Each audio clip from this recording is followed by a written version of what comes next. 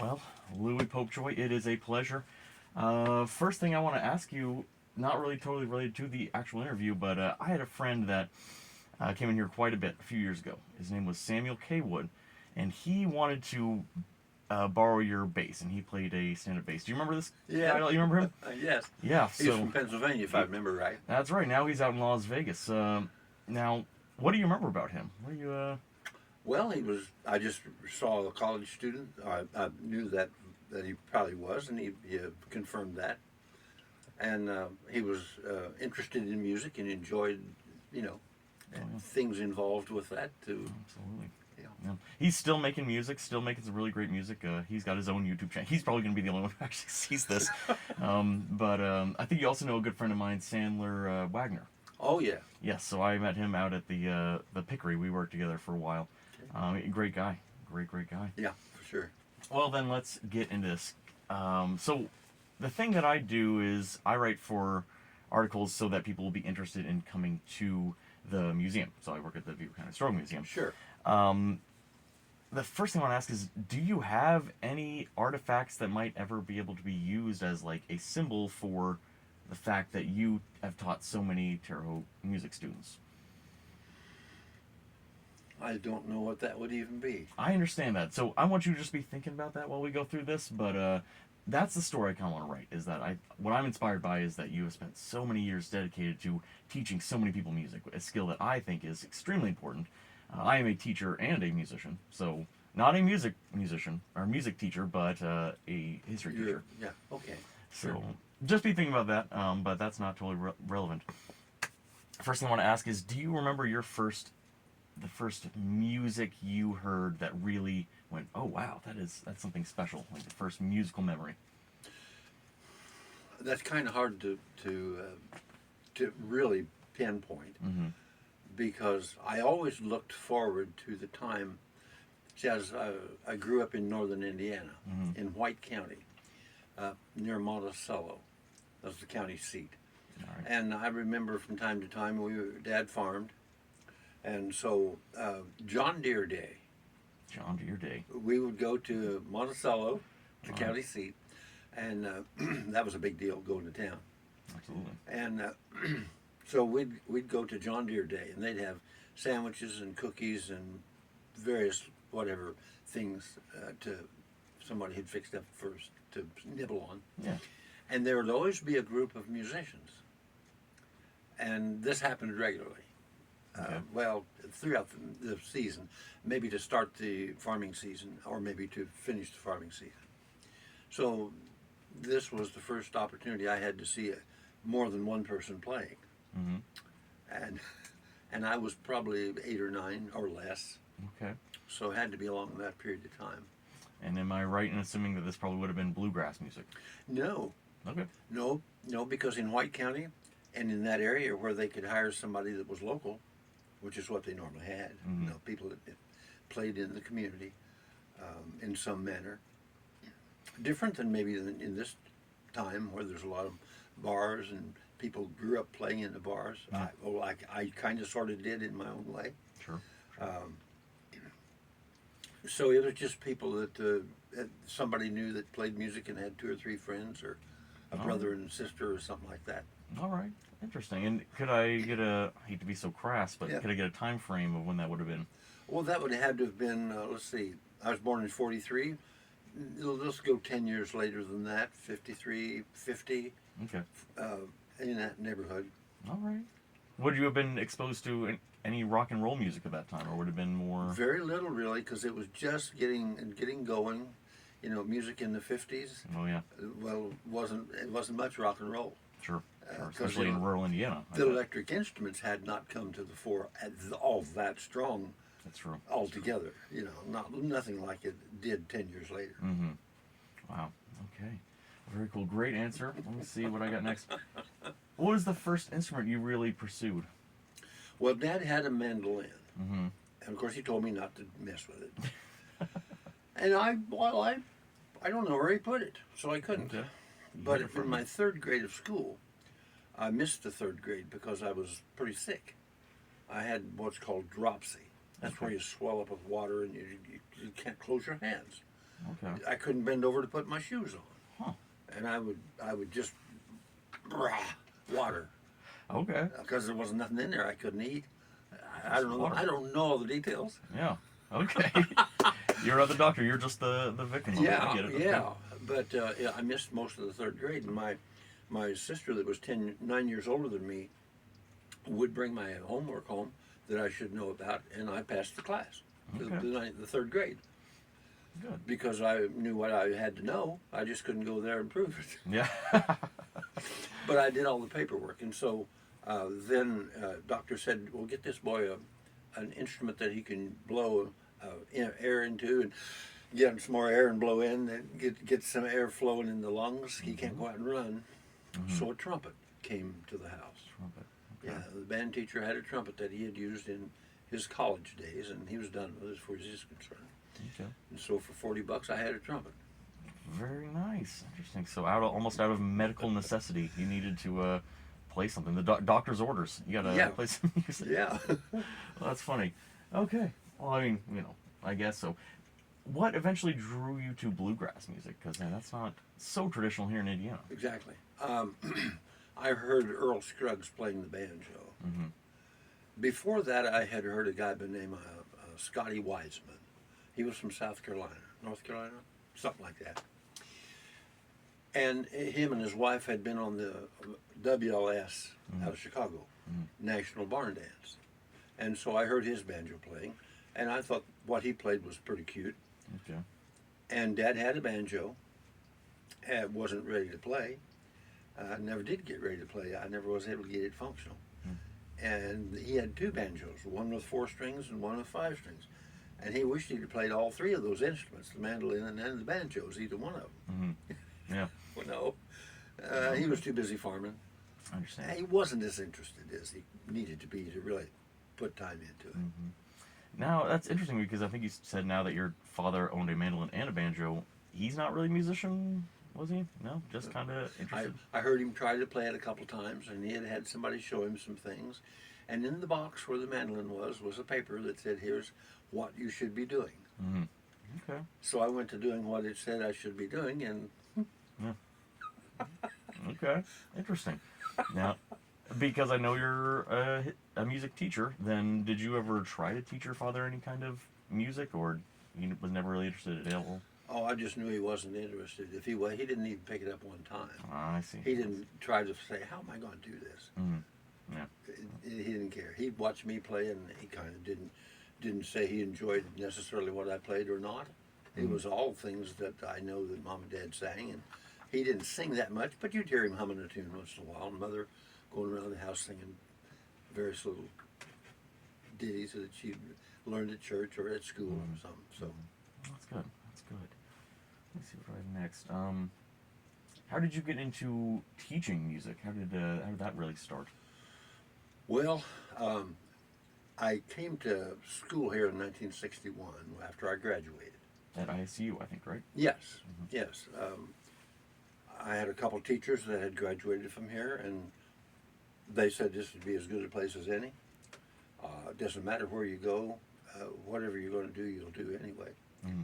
So, Indiana State, that was far enough from home to get away from home. Mm-hmm. And so, yes, 1961.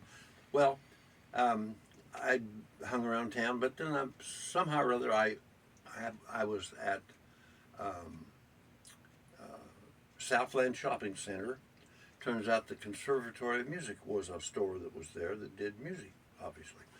So I'd go in there from time to time, and by the time I was 12, I had been started to play the guitar. I had I want to say a brother, but not a brother, but a neighbor, that his dad had bought a guitar for him, but he was never going to play it, and he didn't really want to. It wasn't of any interest to him. So he sold it to me for $10. Now, of course, on the farm there, I didn't have any little things that I could do to earn money. So $10 That's a lot took of money. me a few months, Mm-hmm. a couple birthdays maybe even, before I was able to. Yeah. Yeah. Okay. I don't remember, but it finally happened. Okay. I finally came up with $10. And so, I had been messing with the guitar some, along with messing with the mandolin. Mm. My sister did piano. They got a piano from the funeral home. They was changing their old piano out, and Dad bought that piano, so that got me playing some on the piano too.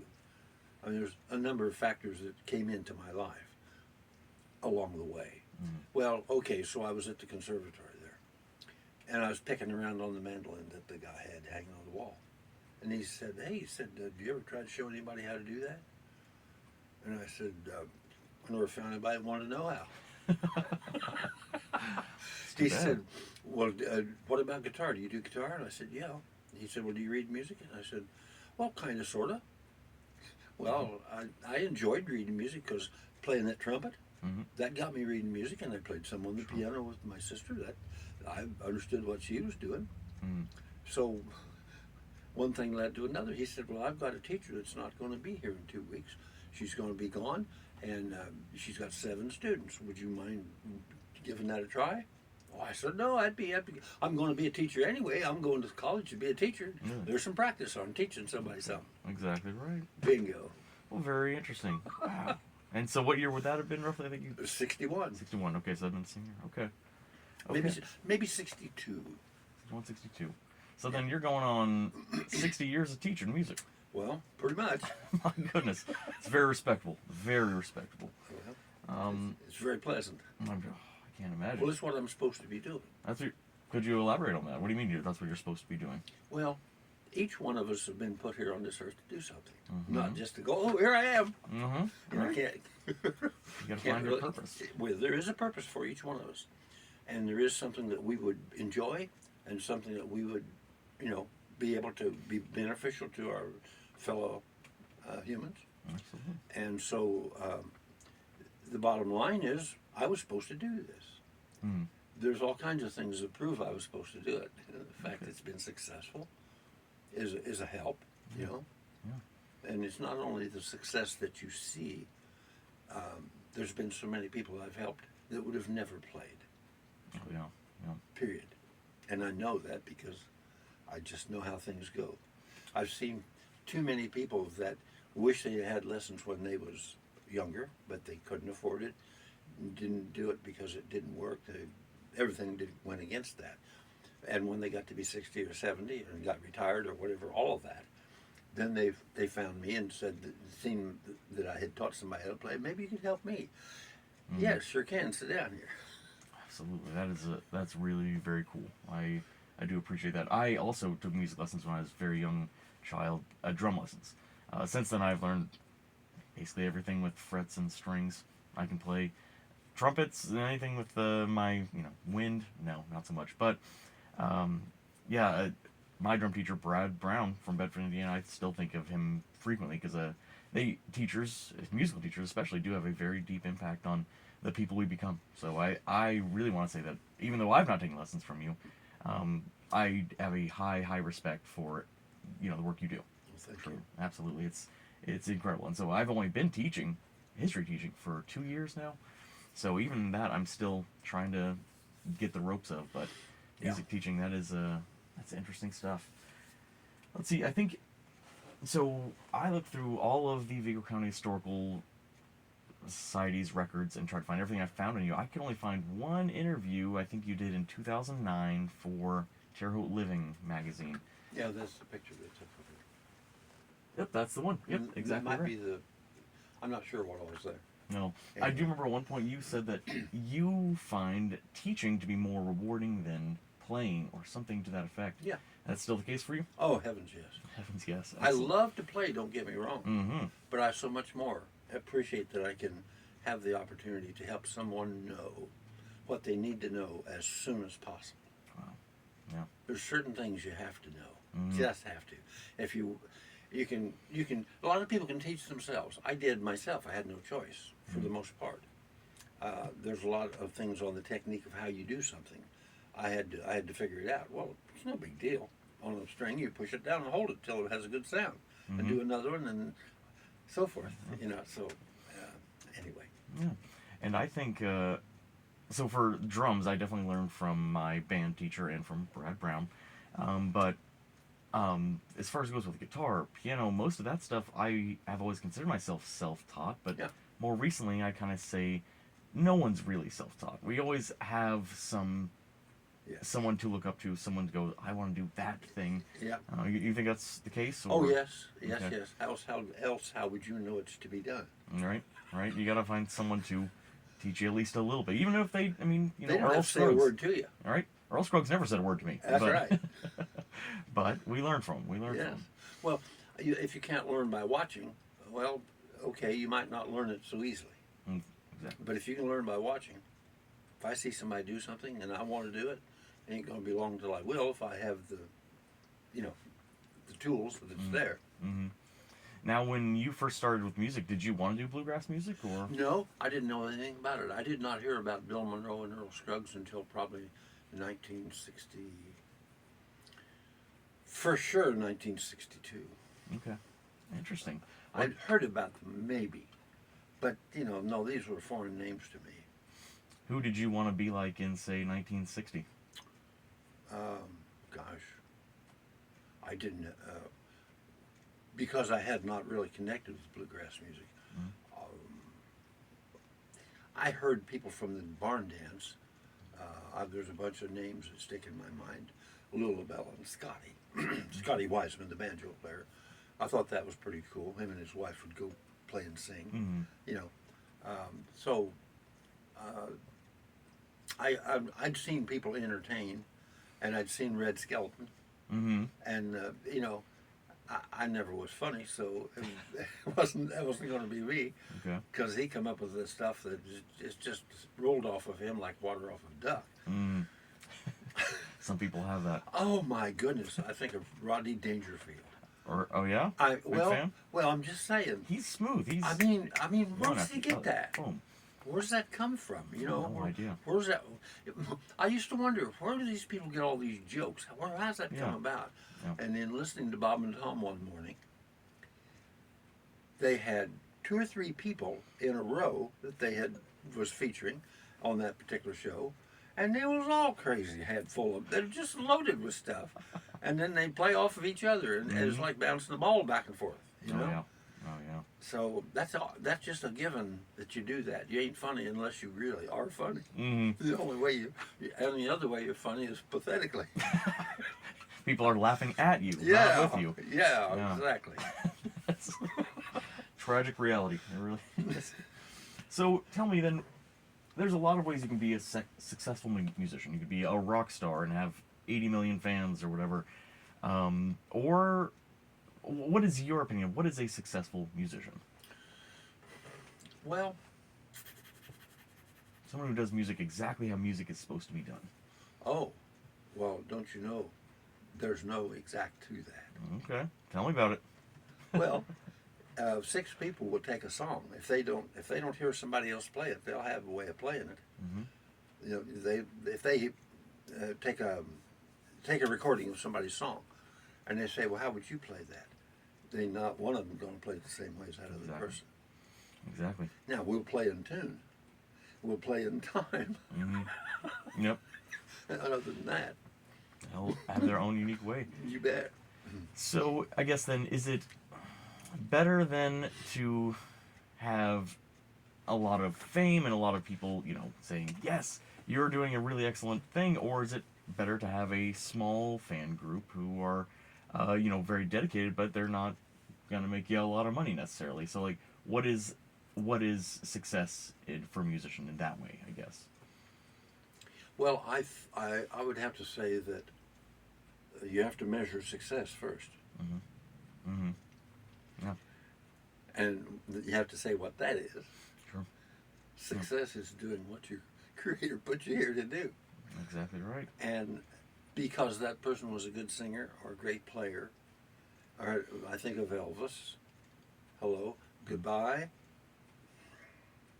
Right. I would not want any part of what put him out. Yeah. Right. And that's just not good. I mean, he couldn't handle it. That's true. I know I couldn't handle it. I wouldn't be able to, and I don't even want to try. Yeah. I prefer what I do because that's why I like the teaching. Yeah. Because nobody's going, hey, Good job, bud. Yeah. You know, and have some of this stuff. You know, that's a definitely a good point. I'm only going to counter it to say that, I mean, Elvis Presley, that's the king of rock and roll. I mean, Yeah. Yes, sir. he's got a legacy that's going to last, Yeah. you know, centuries and centuries.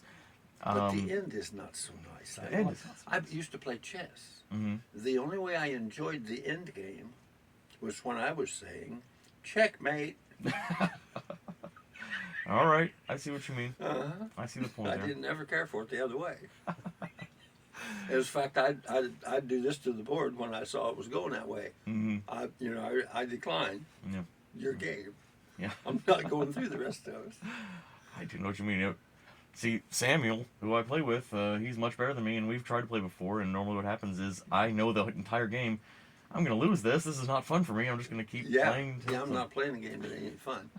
I used to play it and enjoy it, and I really worked at being a better player. Mm-hmm. And then I realized how much that was taking away from my musical thoughts. Yeah. Yeah. And I said adios to that. And you got to focus on what's important. Yes. Oh yes. Yeah. That was just a waste of time. As I look back at it. Wow, that is incredible. So then, in your prime, then, how many hours a day would you spend in music, playing music? Well, if you're not in your prime now, I'm not trying to assume. Well, I wasn't in my prime for a period of time. However, I never did reach the total pinnacle that I was looking for. But I understand that I wasn't supposed to. Because if I was supposed to, I would have. Okay, as far as how good of a player I might have been. Mm-hmm. But I spent more time teaching. Yeah. And so there's an expectation one way or another. What you spend your time at, you'll be the best at. That's true. Well, I guess, ask me that question again. I distracted myself. Yeah, no, don't remember. I was thinking about your answer. I don't remember my question. It'll come back again. It'll come back again. Well, the reason I wanted to ask about what a successful musician is because this summer I'm going to start trying to play in some open mic nights, trying to get some available gigs here and there, and more than anything, so I definitely identify with what you're saying with like you gotta find your purpose. I really think I'm a history teacher more than anything else. Mm-hmm. I won't be Elvis Presley. That's not in the stars for me. But what I want to do is I want to go and make some people happy in the evenings when they were, just trying to have a nice time. And to me, that's what I see as successful, is just like having a small local following of 40, 50 people tops and making them happy every show. Yeah. That's what I'm kind of going for. Sure. So that's the idea. Tell me, Louie, what is music for? Why do we make these sounds? Why do we do this? Well, see, that's a question that I always ask the students that come in that I know have had an opportunity to think about things. Mm-hmm. Music comes from a godly source. Okay. Because if we think about all of the frequencies that we know about on the piano, which gives us the broadest range of frequencies that we have at our fingertips. Absolutely. Each one of those frequencies matches with everything, and it goes around what we call the circle of keys. Mm-hmm. You've heard of that? Are you thinking of the circle of fifths? Is that? Well, there's two circles. There's circles. Yeah, there's a circle of fourths and a circle of fifths. Okay, so I'm only vaguely familiar with the fifths. Yeah. Well, the fifths are normally taught, mm-hmm. but I have proof that we use the circle of fourths when we really play. Okay. When we really get down to push comes to shove. Okay. Well, that's a detail that goes with what you know about the foundation. Mm-hmm. Mm-hmm. At any rate, there's 12 musical notes that make up our spectrum. Sure. A, B, C, D, E, F, G is the 7 that we say is our foundation. But then your sharp flat notes, there's 5 of those. Exactly. Well, 5 and 7 is 12. And that takes up the 12 hours of the day.